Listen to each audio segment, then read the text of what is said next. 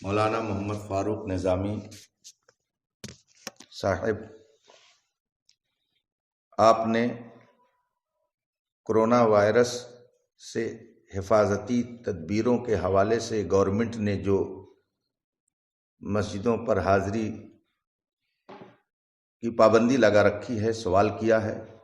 اس حوالے سے عرض ہے کہ اللہ تبارک و تعالیٰ کا ارشاد ہے، وما اصابکم من مصیبت فبما کسبت ایدیکم ویعفو عن کثیر، یعنی تمہیں جو مصیبت پہنچی وہ تمہارے کرتوت کا نتیجہ ہے۔ ایک مقام پر ارشاد فرماتا ہے، ظہر الفساد فی البر والبحر بما کسبت ایدی الناس، لوگوں کے کرتوتوں کی وجہ سے خشکی اور تری میں فساد عام ہو گیا۔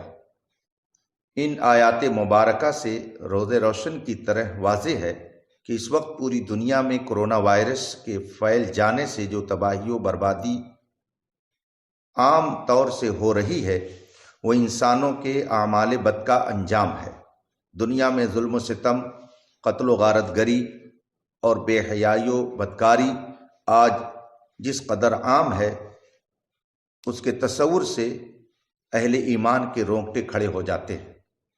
انسانوں کے ان کرتوتوں کی سزا کورونا کی شکل میں مسلط ہو گئی ہے۔ ہمیں اللہ تعالیٰ کی بارگاہ میں صدق دل سے توبہ اور استغفار کرنی چاہیے، اور دنیاوی اعتبار سے اس کی حفاظت کے لیے جو ضروری تدبیریں ہیں اسے اپنانا چاہیے۔ حکومت ہند نے کرونا وائرس سے حفاظت کے لیے عوامی اجتماع پر پابندی لگا رکھی ہے، حتیٰ کہ مسجدوں میں جمع ہو کر نماز پڑھنے پر بھی سخت پابندی لگا رکھی ہے۔ اسی تناظر میں آپ نے امت مسلمہ کی رہنمائی کے لیے حکم دیا ہے، فجزاکم اللہ تعالی خیر الجزا۔ شریعت اسلامیہ کے مطابق مسلمانوں کے لیے 5 وقتہ نماز باجماعت مسجد میں جا کر ادا کرنا واجب ہے، مگر آج جب حکومت نے سخت پابندی عائد کر رکھی ہے، حتیٰ کہ مسجد جانے پر امام و مؤذن اور ٹرسٹی حضرات کے خلاف FIR وغیرہ تک درج کر دی جا رہی ہے، تو مسلمان اس حالت میں معذور ہیں۔ اب وہ اپنے گھروں پر نماز ادا کریں، اگر وہاں جماعت کر سکتے ہوں تو باجماعت، ورنہ تنہا تنہا پڑھ لیں۔ یہ حکم 5 وقتہ نمازوں کے لیے ہے، مگر خاص کر نماز جمعہ کے لیے کچھ تفصیل ہے۔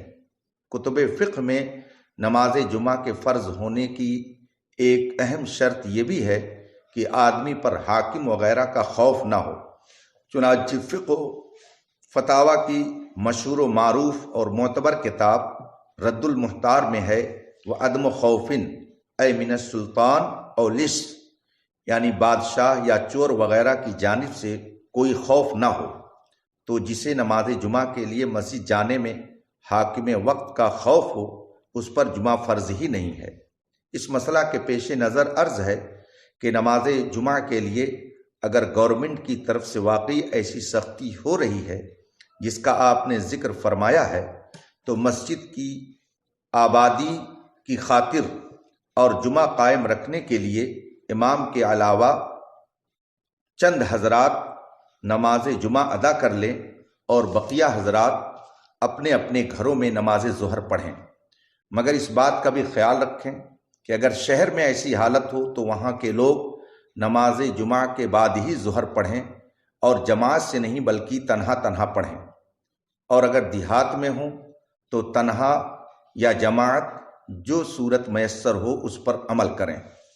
آخر میں دعا کرتا ہوں کہ رب تعالیٰ اپنے حبیب پاک علیہ تحیت و ثنا کے طفیل اس وبائی مرض سے دنیا کی، خصوصاً ہمارے ملک عزیز ہندوستان اور مسلمانوں کی حفاظت فرمائے، اور ہم سب کو عدل و انصاف قائم کرنے اور اچھے اعمال بجا لانے کی توفیق بخشے۔